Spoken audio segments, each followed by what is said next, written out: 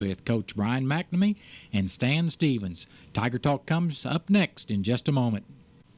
The Salem Area Chamber of Commerce invites everyone to the MRCA URA Rodeo September 1st and 2nd at 7:30 each night at the Commons in Salem, produced by Outlaw Rodeo Productions. You'll see the excitement of bareback riding, calf roping, breakaway roping, saddle bronc riding, steer wrestling, team roping, barrel racing, and bull riding.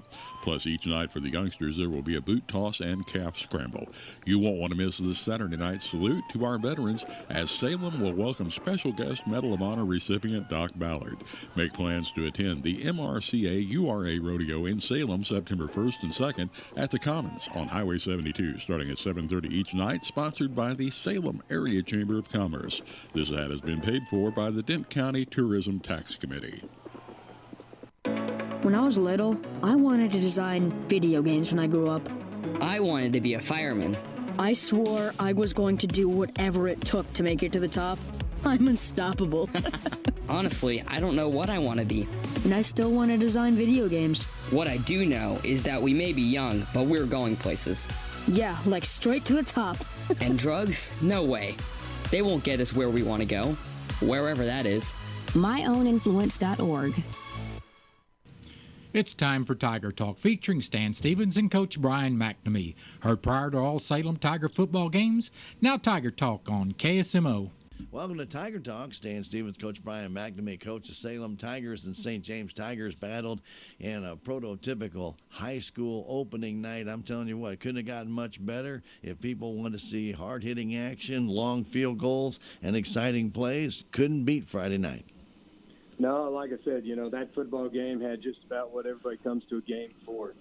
There was the grounded, pounded on the ground. There was a lot of hard hits on defense, and St. James aired the ball out, and we had a chance to showcase our kicker. When you take a look at this game, and the Salem Tigers got off to the better start, they got the touchdown early, a big run by Samball that got you that touchdown, but then it seemed to be kind of one of these chess matches, Coach, because neither team could really gain too much on the others. We saw St. James throw the ball. They had some success. We ran the ball, had some success, and then we'd seem to kind of shoot ourselves in the foot, or they shot themselves in the foot, but nobody could really get a good toehold until late in the half. Yeah, that's kind of the way it panned out in that first half. We kind of went on a self-destruct mode. We didn't have a lot of penalties. I think we only had 4 on the night. Mm-hmm. But it seemed like when we got those 4, it was at an inopportune time. And, I talked to the kids before the game started about, not putting the rock on the ground. You can't fumble in option football. You got to hang on to it. We had several drives nullified, after long runs, where we were moving the sticks and then had a long run. And we coughed the football up and stalled that drive. Those are things we got to get better on. Those are things we focused on. I thought our defense did a nice job of, slowing down, St. James' attack. They had a great wide receiver on their team. And, I said, on Friday last week, when you play a great player, you can't stop them completely. You got to slow them down. And I think our defense did a nice job of slowing them down. And our secondary did a real nice job masking coverages. And our defensive coordinator, Coach Ed, when he was calling the defense, did a great job of mixing up those coverages and confusing the quarterback. One of the neat things in this game, Coach, we kind of showcased that running game for the Salem Tigers. We talked about it in the last week's Tiger Talk about Sam Ball, who'd rather hit somebody than run the ball. Well, he can run the ball pretty doggone well, too, and that big 75-yard run early in that game, Coach, kind of set the tone for the Salem Tigers, didn't it? Yes, it did. Our offensive line did a nice job opening up the holes. Our other 2 backs did a great job of blocking.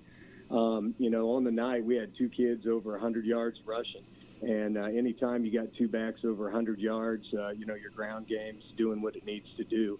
We focus this week on getting better, running our feet a little longer, staying low, and holding on to the football. Chandler Gray, I thought, did a very good job at quarterback, reading the option, keeping the ball when needed, getting the ball out to a back when needed. And I thought he did a really good job of distributing the ball very well. But I really liked that opening touchdown, Coach, his patience there, and not playing quarterback in a varsity game before on that very first drive. He waited for that to clear out and then just walked in the end zone, Coach. That takes a little maturity. Yes, it does. Like I said, he's developing weekly for us at that position. Being his first year at quarterback, you expect, some things, to go wrong as far as, his reads and his patience. That's a big one. And he showed a really good poise on Friday night because St. James was really bouncing around their fronts, on us up there and changing things up. He had to make some checks, did some audibles. And I was real excited about the way he was able, like you alluded to there, see his lanes. He'll let those lanes develop, and then he had that big, long touchdown run, to kind of seal the game. And he made a great read, stepped up in his lane, and then does what a fast quarterback does, sees the end zone and goes. One of the things, Coach, that people forget about after the Salem Tigers fell behind in that first half after that Tyler record 19-yard run and you're down, and on your next drive you get to a position where maybe in the past Salem would have had to go for it on fourth down. You elected to go for a very long field goal, and I know people up in the stands are saying 47-yard field goal. There's no way he's going to make that field goal, but you know what your kicker can do, and Nick made it, and made it by plenty. Yeah, I mean, Nick has done a great job the last 2 years for us. And, he constantly works on his kicking, and he's just evolving, with what he can do. He's developing the leg strength. He's understanding, being a soccer player, understanding how to place that weight and to drive through the ball. And, one of the things we do weekly in practice is set up scenarios. We do championship drive. We do 2-minute drills. And we'll pull him out and say, okay, it's a field goal, let's go. And, he's got to be able to kick from left hash and right hash. And, we go over overtime scenarios. It's overtime and you don't get a first down. And we feel confident with him kicking the football. If I didn't think he could have made it, we wouldn't have kicked it. And, he's done a great job for us. He's a weapon. And it's nice to have him in our arsenal. Coach, right after our first touchdown, you try what I would kind of call a quasi onside kick, where you're going to loop it over that first line, and that was a really nice play. And it's a shame it just didn't work. We just couldn't get there in time. But boy, he kicked that ball perfect as well. Yes, he did. Again, he's a kid that we work scenarios with in practice. When we go over our kicking game, we tell him where we want him to put the football, and he's very good at doing that. And in today's high school sports, special teams win and lose ball games for you. And a lot of people that don't follow football all the time don't understand how much a kicker really affects a football game, because if you've got two guys back there that can take a kickoff return to the house and you can keep it away from them, that's points you don't have to make up, and he does a great job doing that. Nick is a pretty sly kid, because on the opening kickoff of St. James, he only kicked the ball about 35, 40 yards. And, kind of St. James was only set up fairly shallow. They didn't really know much about Nick. But I remember in that second half, he booted that one in the end zone. So, he's a little slick out there in just trying to make sure that these guys just don't know what kind of weapon he can actually be. Yes, and like I said, that's what you get when you have something like that in your arsenal. And he's been a pleasure to coach. And like I said, you come to a typical practice, he'll be kicking most of the practice, but he's also a kid that gets out there for us in the full field pass. He's very fast. He runs well, and he can also play some defensive back. And he does a great job, on the team, contributing to more than just kicking for us, and that's what you love about a kid like that. He's a kid you can count on. Couple of fumbles on the offensive side. We lost two. We had another one we got back. And then, of course, the onside kick by St. James that gave him a crack at the end of the game. And as you're mentioning, Coach, the hands guys, they got to be the hands guys. They're going to have to concentrate. We go down to Dexter. Yeah, I mean, this early in the year, you focus so much on your offense and defense, but you've got to practice those special teams. And we work those special teams in every day. And, the hands team, that was their first time out there, on a Friday night, knowing a ball was coming on an onside kick. And that's something we got to get better at. We've had that hands team out there in practice for the last, 2 weeks, kicking balls at them. And they were money getting the balls in practice. But on Friday night the pressure's up, and that's something gain experience, you move on, you get better at doing. When we come back, we're going to talk about the defensive side of the game for the Salem Tigers, and we return on Tiger Talk right after this. There's a place for do-it-yourselfers with everything for your car or truck. This week at K&H Auto Supply in Salem, check out the Bosch digital timing light that you can pick up for just $89.99 and a Performance Tool 67-piece bit set for only $7.99. That's at K&H Auto Supply, your Parts City Auto Parts store right here in Salem. Parts City. Yeah, Parts City. Parts City. Come join the fun on September 3rd at the Commons in Salem for Timber Fun Days, with demonstrations of log and wood identification, shingle splitting, tie hacking, a Baker Band mill, and log trailers. Plus, there are exhibits, games, and contests with the parade starting at 11 a.m. There's no admission charge, and everyone is welcome. This ad has been paid for by Dent County tourism tax dollars. We'll be back with more Tiger Talk after this. Welcome back to Tiger Talk. Stan Stevens, Coach Brian McNamee, as we get ready to face Dexter tonight. But let's talk about the Salem Tiger defense against St. James. Coach, I thought the Salem Tigers really did a great job of shutting down the offensive potential of Tate Whitener. This kid has got a good arm. He throws the ball well, and we really filled up his lanes where he didn't have a lot of guys open a lot, and then still ended up with a couple of interceptions, one taking it back to the house. Yeah, our defense played really well. When you play an explosive team like that, you got to slow them down. And I thought our defense did a nice job of slowing them down. When they went into their 2-minute section there at the end, they got a score on us. But at that point, the time we were in a prevent defense. Chandler did a nice job stepping in front of the ball, and taking that one back to the house. We mixed up our pass coverages, frequently during the ball game to just make it feel uncomfortable for the quarterback. We didn't sit in the same thing. Our D-backs did a nice job of stemming and covering up their coverages. And, our linebackers and outside backers were able to run to the ball. Let's talk a little bit about that Chandler return for a touchdown, because Salem had just regained the lead on a 47-yard field goal, and then Nick kicks it in the end zone. They come out to their 20-yard line, and Rick and I were talking about it. Do you take a knee here because, it's pretty far away. You got 30 seconds to go, or you try one play to see if you can move it up the field. They elected to go with that one play, and I tell you, Chandler stepped up, made a great play. But think of the momentum change, Coach, just off the field goal, and the Tigers were all pumped up on defense, and then they had a touchdown to it all within 12 seconds. That really does change that game around. Yeah, it does. It's a 10-point swing, and like you said, 12 seconds. And, our defense, has kind of started where they left off last year. Anytime you have 4 takeaways in a football game, and give it back to the offense, you can't ask for much more than that from your defense. But, yeah, our defense, that was a turn the tide in the football game. That definitely switched the momentum. We already had the momentum with that field goal. Kids really fired up, 47-yard field goal. And then they came out and tried to go to a 2-minute drill, try to get it up the field a bit. And, we were pretty sure they were going to, try to move the sticks on one play and then try to take 2 shots downfield with their real good receiver.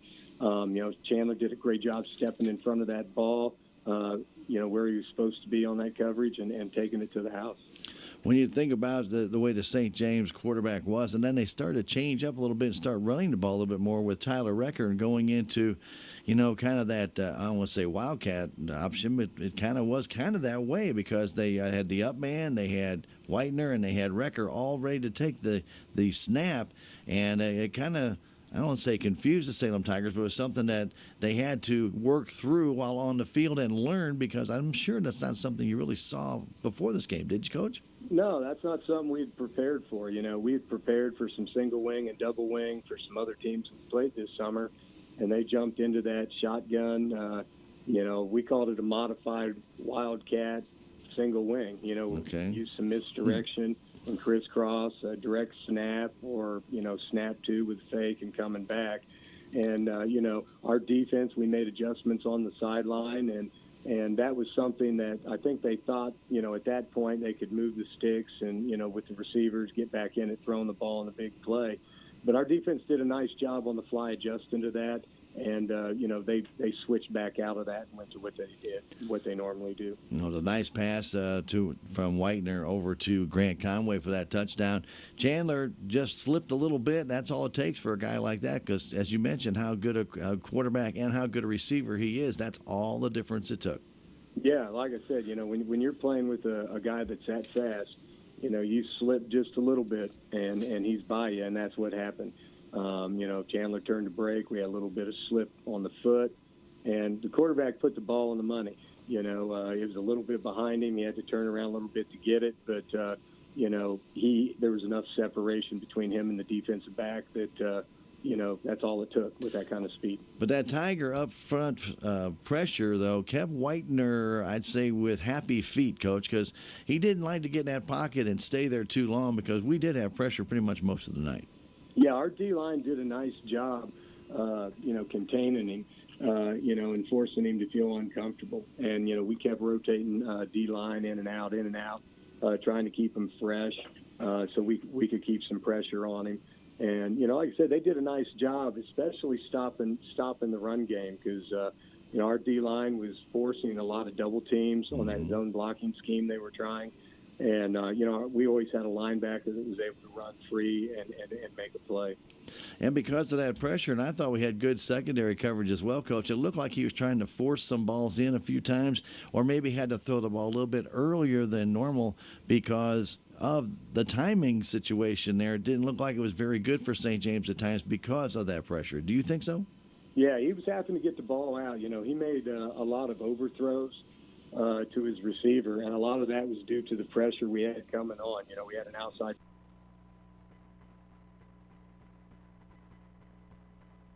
getting there so fast that he just wasn't able to, set his feet like he wanted to set them and get that ball to where he needed to be. And like I said, when you've got a quarterback that wants to throw and sit back there and feel comfortable, the best thing you can do is make him feel uncomfortable because when it comes to those timing routes, timing's everything, and you play a team that plays on turf all year. Now they're on the grass field, and it's a little bit soft. Timing's off anyway. You make him get rid of that ball faster than he wants to, and that just messes with the timing even more. On one of those St. James drives in that fourth quarter, Coach, when the Salem Tigers were able to force a fumble down around I think it was the 23-yard line, they were on a very, very impressive drive, and they were chewing up yards, taking clock down, and it really looked like they were on their way in. And I know they took a timeout, and they came out, and they were trying to get their crowd into it, and we took the ball away. Talk about another momentum change in that game, right, Coach? Yeah, again, the defense stepped up. We talked to the kids before the game about adversity. You're going to face some adversity. You're going to lose some battles, but you tighten down and you make the stand. You keep them out of the end zone. The bottom line is, they can move their team up the field on you, but they will not get in the end zone. And that's kind of the mentality the kids took. They called their timeout. We talked to our kids, and we said, hey, it stops here. Keep them out of the end zone, and our defense answered.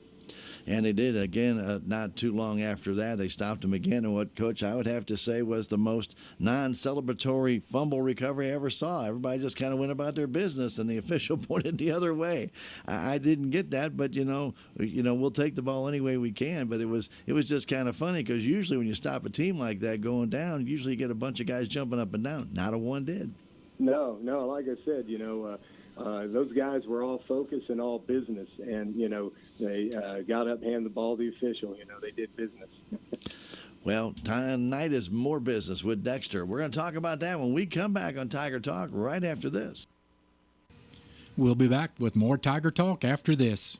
The Bank of Salem Shazam Bolt's mobile app offers you a safe, easy, and fast way to manage your accounts, identifying potential fraud, finding surcharge-free ATMs, checking your balance, and providing alerts for purchases exceeding your designated amounts. Anytime, anywhere, even when the bank is closed, all from your mobile device. Shazam Bolts, a safer, easier, and faster mobile solution. Stop by the Bank of Salem for enrollment information. Member FDIC, Equal Housing Lender. Message and data rates may apply. This fall, change your grass for the better with 10% off Scott's Turf Builder Winter Guard Fall Lawn Food and Fall Weed and Feed at the Home Depot. Scott Scott's feeds your lawn now to build strong, deep roots this winter and lush green grass next spring. Fall's the time to do it, and now's the time to save. With Labor Day savings on Scott's Turf Builder Winter Guard Fall Lawn Food and Fall Weed and Feed. 10% off now at the Home Depot. More saving, more doing. Selection varies by store. Welcome back to Tiger Talk. Stan Stevens, Coach Brian McNamee. Coach Salem Tigers took on Dexter last year in the district playoffs. Came away with a big win, a nice win here at home. But we're going to travel on the road to Dexter. This is a regular season game this time. And this Dexter team is a very, very good football team. Yes, they are. You know, they have a lot of returners back on both sides of the ball, offense and defense. They're a very big team. And they were one of the harder-hitting teams we played last year. You know, they've got some talented kids that play in their linebacking core. They've got 3 real nice linebackers, and they flow to the ball fast, and they're big up front on the O-line and big on the D-line. Tell us a little bit about what kind of offense Dexter plans to use against the Salem Tigers, or that you expect them to use against the Salem Tigers. What we've seen out of them, you know, they're going to be in a, you know, offset eye, you know, and run some stretch. They're going to run some ice zones to kick out. They've got big guys up front. They got 2 very big running backs, and they're going to kind of try and pound it in between the tackles. They like to run counter tray with these big linemen and get these linemen on you and let these big guys see a seam, and they're content to chew the sticks in the yards. I mean, 3 yards a pop, 4 yards a pop. They have a quarterback that throws on the run real well. You know, once they lull you to sleep with their, you know, their run game, they like to run the rollout and the play-action pass game and do some boot. They will go into a pistol set with a king and a queen, you know, kind of a pistol eye offset king and queen. And they out of that, they can get the ball out of the quarterback's hands fast if he wants to throw it. But out of that, they still like to run, you know, their power game out of it and the counter tray. Do they do they have any speed on the outside? It sounds like they got some pretty good sized guys through the middle on the running side. But how about on the receiving side, Coach? They got a couple guys that move well. You know, at the wide receiver, they like to bring the wide receivers all the way across the field. You know, on the rollout passing game and hit you in those soft spots on your zone. They like to throw to their tight end a lot from what we've seen. You know, they like to sneak him out, you know, dump him the ball 3 or 4 yards and let him get the yards after catch. You know, we haven't really seen a whole lot of downfield vertical action out of them. I mean, they like to chew the clock and chew the sticks and keep ahead on those sticks. And then about the time you think, okay, you know, we're done seeing the running, we're going to send our linebackers and slow this down. Then they're going to hit you with the play action in the boot. All right. What kind of defense does Dexter offer, Coach? Well, that's the question. You know, they've been a 4-3 team. You know, we played them last year at Farmington. They were up there. They were a 4-3 team. We prepped for a 4-3. They showed up last year and played a type of bear front on us. It was 5 down guys with 2 backers and a safety walked up, kind of an offset 5-3 type of defense or bear front. You know, what we've seen on them this year, you know, is slim because they've had, like us, they've had a jamboree and they've had 1 game. Right. They were in a 4-3 defense, and they played that 4-3 against St. Genevieve, but St. Genevieve was a throwing team. You know, that spread the field, ran inside-outside zone and speed option and threw the ball. You know, against us, you know, they know we're going to do what they do and try to chew the sticks, play the ground game, and be content to eat time off the clock and wear them down, and then wait for them to make a mistake and then go to house like Chandler did last week. So I imagine we're going to see 8 in the box. Well, you know, we do have some speed that Tristan can come out of that backfield, and Boone's got the opportunity. He's pretty quick, too, on that outside. You can get that quick pass to him, and Coach, you can interrupt all that good defense that they have playing for the Salem Tigers, right? Yeah, like I said, you know, we haven't shown much of our passing game, if any. You know, since we played St. James and the Jamboree, all we showed was our base offense. We were pretty much in our ground game, you know, against St. James here on Friday night. And, you know, we've got some weapons and we got things we can do And we got some skilled kids that can do some things for us. And like I said, at this point of the season, it's using what you need to win, keeping that stuff, under wraps until you need it. And, that's kind of where we're at. But we've definitely got some weapons out there that we can use in our passing game. I know we're kind of talking about Dexter, but I was really impressed with the way the offensive line opened up holes for virtually everybody in that game. And I know that the tough yards by the fullback always takes a beating for Salem Tigers, but that's normal. But you start looking at how well they did, getting some big holes. We had some big runs, Coach, and I thought you had to give the offensive line a tip of the cap for the game. Yeah, and like I said, when you look at it, we only returned 2 on offense, we put 3 new guys out there, and those 3 new guys did a fine job for us on Friday. And yeah, they made some mistakes, and we work every week to get better, and we just expect them to continue to grow, and that's what we want to see from those guys week in and week out. Every Friday is a week of experience they haven't had, and each Friday is a test and a learning experience, and we just hope, hopefully, this week, they're going to see some things again that we haven't prepped for, because we don't know exactly what they're going to do, and we'll make our adjustments, and they'll adjust, and they'll just add that learning experience to the repertoire for the next week. And when we take a look at this game, because it's the last game before we go into SCA play, Coach, and the importance of this game, because people may say, well, it's just playing Dexter, but when it comes back to this point system, Coach, this becomes a key game for the Salem Tigers tonight. Yeah, it does. Anytime, we've played 2 Class 3 schools. St. James was in our district, so that's a head-to-head battle. So later on, that'll come out to play. Dexter plays is a Class 3 school as well, so it's a play across points. Mm-hmm. But they play a very, very difficult schedule with some very good teams that have, a lot of points to be gotten. And, every game that Dexter wins this year, with a win from the Salem Tigers is going to add more points to us. So it's a very important game as far as the point system goes for districts. All right, Coach. Well, the best of luck tonight at Dexter, and we hope you the best against the Bearcats. Good luck, Coach. Thank you. Stay tuned. Tiger football, it is next. You've been listening to Tiger Talk, heard before every Salem Tiger football game with Stan Stevens and Coach Brian McNamee. There is still time to order your 2018 Mizzou